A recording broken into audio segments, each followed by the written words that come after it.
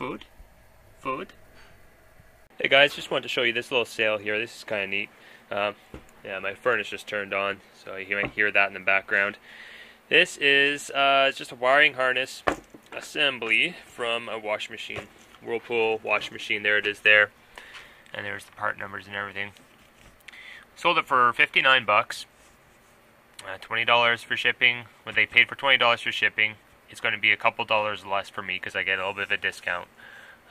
Canada Post track pack. That's actually going to Texas.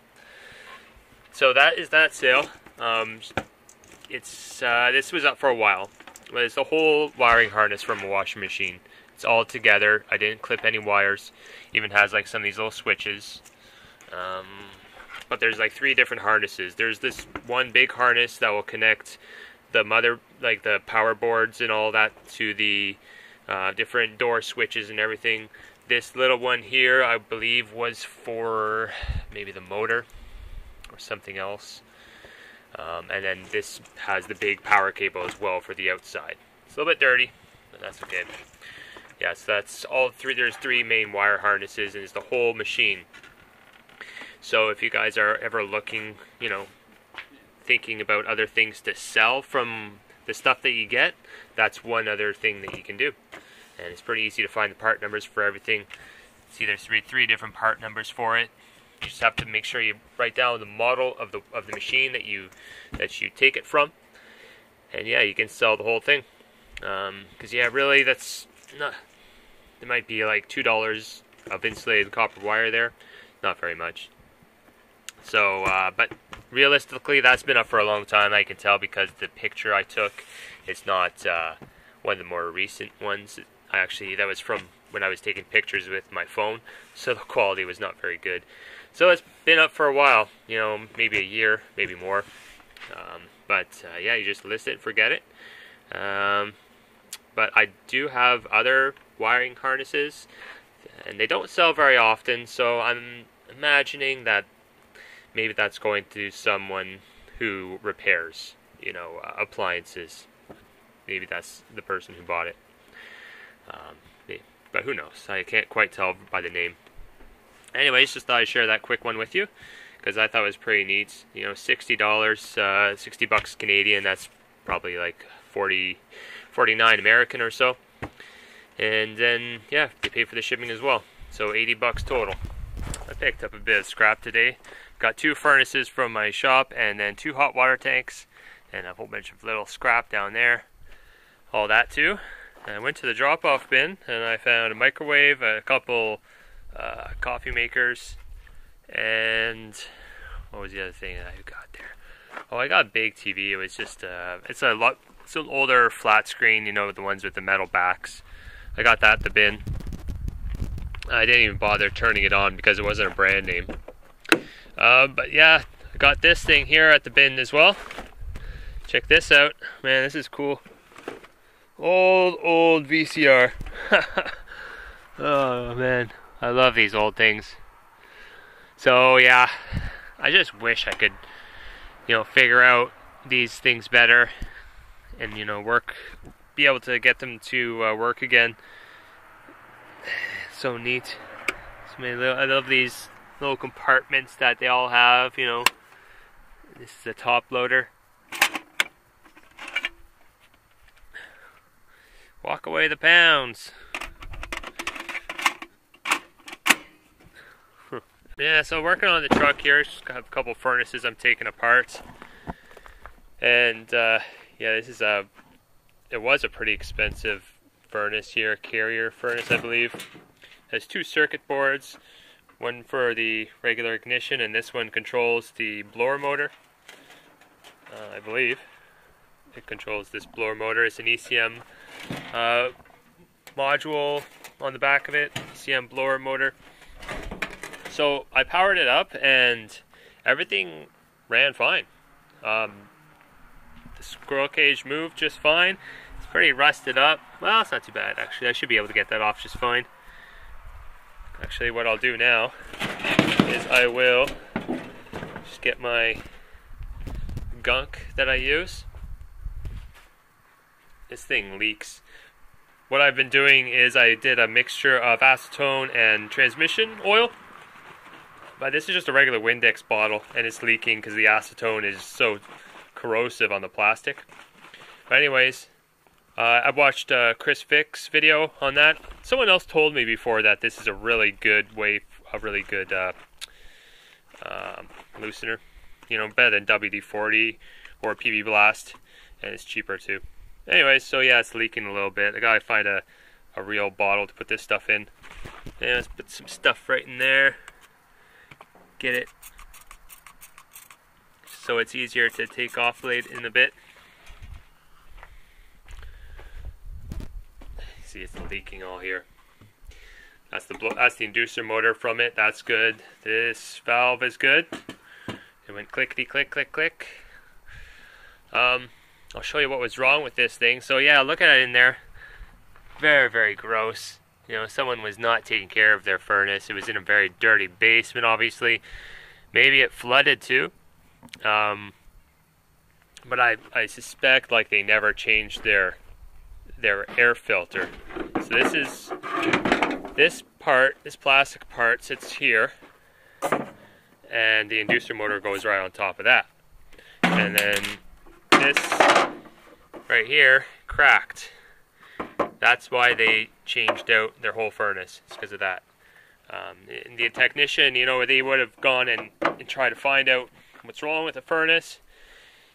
It would have detected some sort of air leak, and then he would automatically assume that, you know, the big thing is cracked there. Big heat exchanger is cracked, or something along those lines.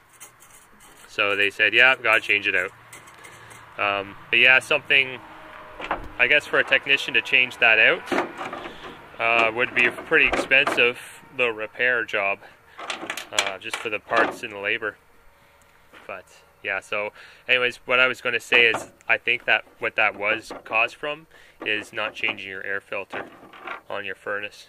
I could be wrong, but I think what happens is that it's just the furnace tries to get air circulating and create such a hard vacuum, and then what happens over time is just it tries to suck and then crack, just like that. See, it's pretty brittle actually. Yeah. Okay, so one down, one to go. I'm just going to take off the motor and these boards here, little transformer too, and then throw this tin back inside there and then work on that one. And then I'm just going to take the copper off of the hot water tanks, and that's it. There was also, they also gave me this piece of cast iron here. See, that's all cast iron, like radiator or something. Pretty heavy stuff. Well, that's my cast iron pile. That's a couple pieces of brass that I'll try and take off. Sure, even the old wallpaper. Hey guys, a little demonstration here. A little bit dangerous, so don't try this at home. This is a transformer from a oil burner furnace. I believe this particular one was dropped off in my drop-off bin. I have a technician and he drops off all his scrap there all the time. So this is just a quick demonstration on how you can test these guys, see if they still work. So right now I have it hooked up to 120 volts. It doesn't matter what the polarity is, but just 120 volts. And you see I have it hooked up onto my power block there. And then I just have it connected with alligator clips. And all you have to do is take a screwdriver. I have this one have electrical tape on it, so it's insulated, and then you can test it, see if it works, and I'll show you what happens here.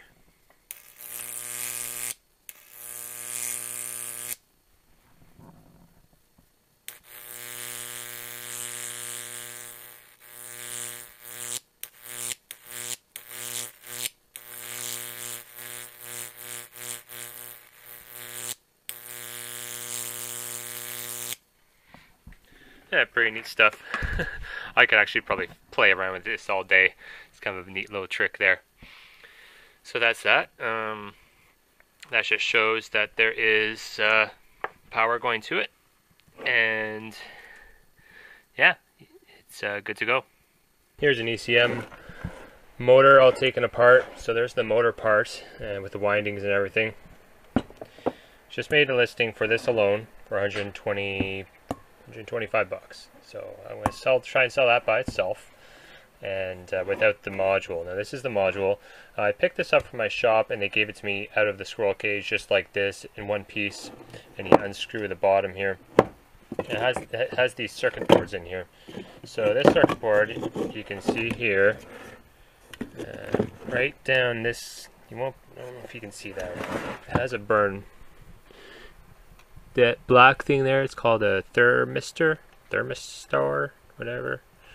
So it's burnt. Oh, it just popped right off there. So that thing's totally dead. And if you look on the other side, see there. So, and there's actually a circuit board underneath there too, but it's covered in epoxy. But often you'll find these things have gone bad. This is an expensive little dude together. They're selling them on eBay. The new one is about $700. So yeah, just to test this, I'll show you what you do. You just get a continuity tester, and then I'll put the camera down here. So you have a continuity tester, and you just want to make sure all the pins have continuity.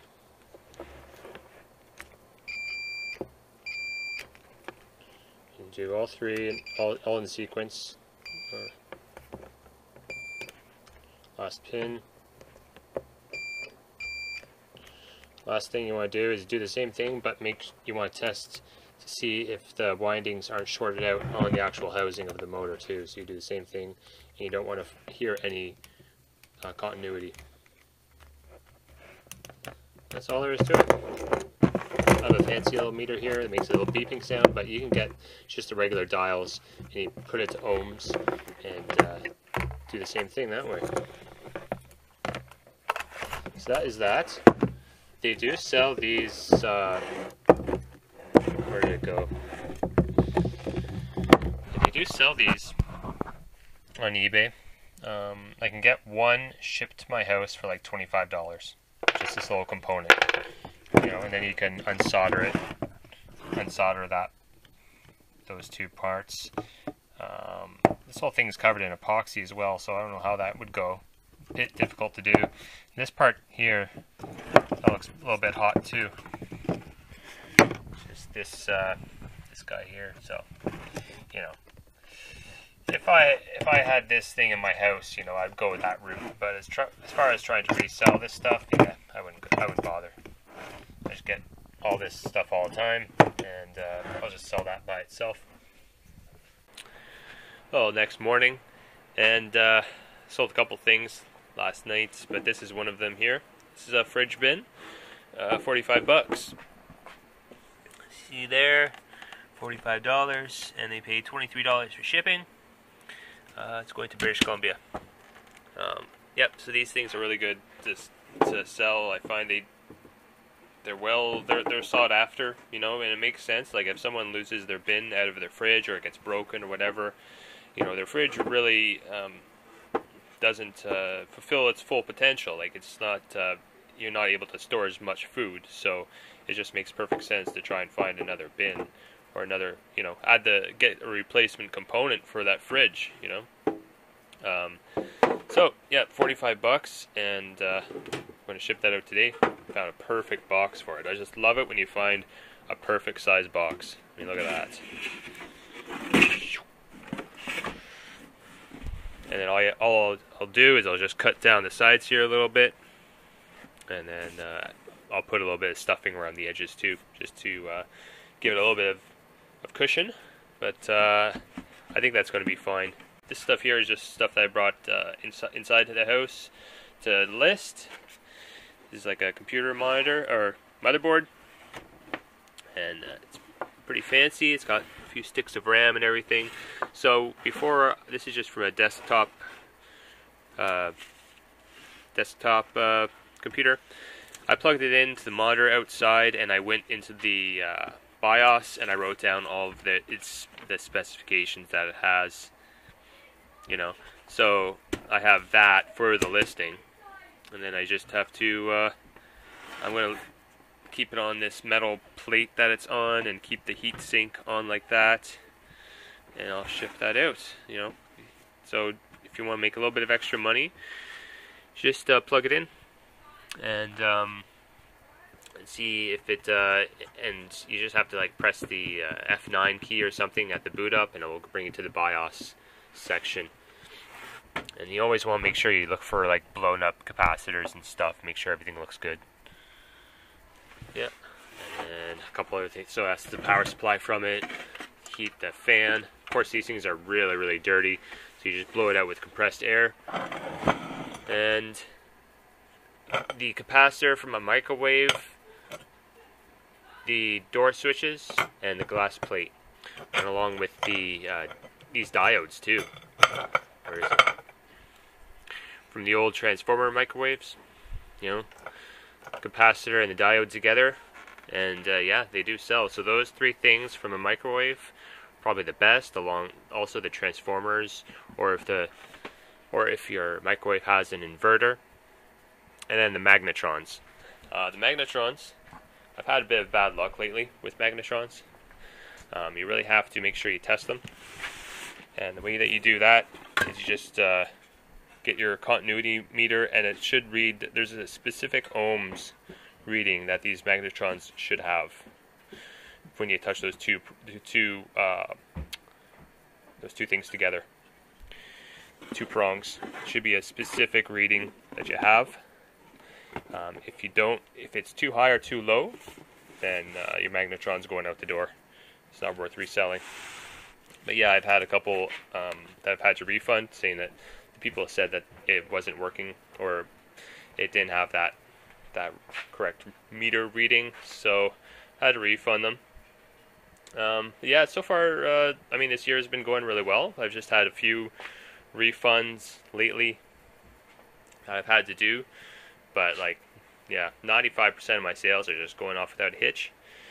Just the odd time, you'll sell something and you send it out, and it's they message you back saying it's not working, and most of the time they're like, well, do you have another one you can send me, or is it like I had a furnace board recently that I had to refund, and the people wrote to me, and they're very nice, and they're just like, it's not working. There's a new problem that's shown up that your board is doing that our old board wasn't doing. It's just not working. Do you have another one? Can you send it to us? And I was like, no, sorry, I don't. So I said I can give you a refund, and then they end up saying, well, just refund us just the purchase price. Don't worry about the shipping cost. So that was really nice. That's like best case scenario. I had to do a refund the other day of a furnace pressure switch. These pressure switches, I sell a lot of these, and there's not much to them. There's a little switch here that those can go bad. Inside there's a diaphragm, like a little rubber membrane, so they're very specific to the amount of pressure it gives off and stuff, so you have to have the right one for your furnace. Anyways, I sent one of those to a guy. He messaged me, and he said, can you get it out to me as soon as possible? I was like, yep. So I actually made a special trip to the post office just for him, and I sent it out. 2 days later, he opens up a return case saying that item is defective. And you try and give everyone benefit of the doubt, but it could have gone both ways, right? Like, he could have said, well, the part didn't fix my problem that I was having with my furnace, or what he was thinking was the item just doesn't work. I think he got it and he said, well, obviously I made the wrong purchase and I don't want to have to pay for it, so give me my money back. And it was tough. It was a tough pill to swallow, because times like that, you just know that you're not in the wrong and he's in the wrong. But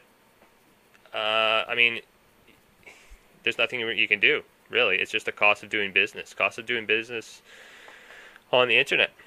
And I just always look at, places like Walmart. They get people stealing from them every day, and they just put that into their long scheme of things. Like, they just put that into their overall profit that they make, and they just know that there's going to be a loss every so often. So that's what I have to do too.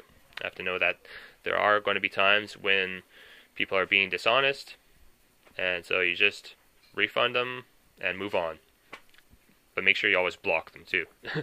That's the first thing I did. As soon as he opened up the return case, I just blocked him because I knew it was bad right from the get-go. Well, that is it. That's all I wanted to say on that. Oh, actually, there was one other thing I want to show you guys. This is interesting here. Check these things out. There's 3 boxes. I'll tell you where we got them. So there's 3 boxes of these things here. Look at that. So it is just a stove switch. That's for stove, for anyone watching in the overseas. That is for a range, stove, oven, and where we got these, here in Canada, there's a big store called Sears. Sears is going out of business. No more Sears in Canada. Christine went to one of their outlet stores because they're having like a last 7 days blowout sale. So she stopped by thinking, well, maybe there's something we can get. And on a shelf, she found a whole bunch of these. She picked them all up. She messaged me saying, hey, should I grab these? I'm like, yeah, but how much? I said, if you can get them for $1 each, I said, buy them. She said she got them for under $1 each. So I'm not sure how much exactly, but yeah, it's not bad. So these are actually for their display stoves, I believe. Like they would have stoves on display for people to look at, to buy. And so I think they would have them plugged in with that. Instead of using like the regular 220, they're actually wired up for 120. And there's a little fuse on the side of each one. So that's kind of neat. Maybe I'll open one up and show you how it's wired. Alright, so that's it. Just took it all apart. So that's how it's wired up. So it's wired onto a fuse, and it's a 0.5 amp, 32 volt, 0.5 amp fuse. And so that is wired onto the 2 hots. And then there's the ground, and there's the neutral. It's kind of interesting. I never really thought about doing this. So this is a really good way for me to test out like appliances that I get. And I actually got a dryer. So there's the dryer. I hooked that one up onto a box because I just had that one in the shed. So I hooked that up so I can test the dryers. It's a little bit different than the stove. It's different amperage. Yeah, so that's kind of neat. Anyways, I did have a dryer outside, and I hooked it up, and I went to turn it on and blew the fuse. So I'm not too sure exactly how to fully, test the dryer. What I think I'm going to do is maybe disconnect the heating element inside the dryer, before I turn it on with something like this, and maybe it won't draw as much amperage and it won't blow the fuse. I'm thinking that might, and then it would at least, turn the whole drum and everything like that. Same with the stove. I'm thinking disconnecting the elements. That way it won't draw as much power and it won't blow the fuse. So I would still be able to, test all the parts that way. Anyways, I thought that was really neat. So I got a whole bunch of these things. Got like a lot. So those 2 boxes are full, and that one's almost full.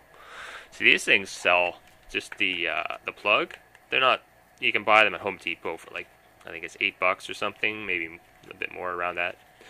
Around $10 after tax, I guess. And yeah, I got a lot of them. So worst comes to worst, I can just put them in a lot, and throw them up on eBay.